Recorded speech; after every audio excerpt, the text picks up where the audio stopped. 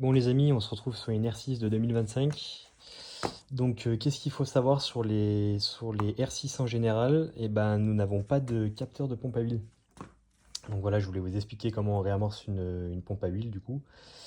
Donc pour la petite explication, si demain imaginons tu tombes avec ta R6, que ta moto elle est sur le côté et que le capteur de chute n'a pas fonctionné et que ton moteur continue à fonctionner alors que ta moto est allongée sur le côté, et bah tu vas désamorcer la pompe à huile. Et du coup, le truc qui est embêtant sur ce modèle, c'est que tu n'as pas de capteur de pompe à huile, donc ça ne te mettra pas de voyant moteur. Donc tu ne pourras pas savoir si en gros si ta pompe elle est désamorcée ou pas. Donc en gros, le seul truc que tu dois faire, c'est si t'as chuté, et bah faut que t'éteignes ta moto et que tu la ramènes au stand sur une remorque ou en la poussant, tu te débrouilles. Mais en gros, tu peux pas la redémarrer parce que sinon tu vas casser le moteur. Parce qu'en fait, vu que ce n'est plus alimenté en huile, et bah, ça va créer de la limaille au niveau du vilebrequin. Et après, la limaille dans un moteur, je te fais pas de dessin, ça crée une casse quoi. Donc en gros, tu vas devoir démonter réservoir, boîte à air. Ensuite, pour pas faire forcer le démarreur, parce que tu vas faire tourner le démarreur dans le vide pour réamorcer la pompe, je te conseille d'enlever bougie, bobine.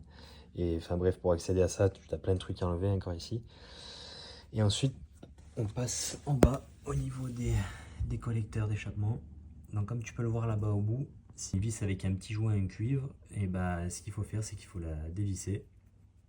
Et ensuite faire tourner le démarreur dans le vide jusqu'à ce qu'il y ait de l'huile qui coule par le trou où il y avait cette vis. Donc une fois que l'huile coule, et bah t'as réamorcé ta pompe en gros.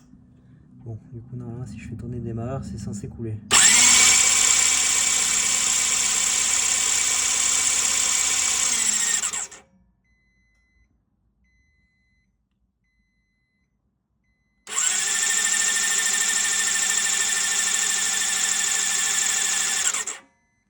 Essaye de mettre une petite clé plate comme ça pour pouvoir écarter le radiateur, sinon tu vas te faire chier. Et donc voilà. Donc je trouve ça un peu abusé que sur ce modèle-là, qui a plus de 10 ans de piste chez Yamaha, ils aient pas fait d'effort pour nous mettre un petit capteur de pompe à huile.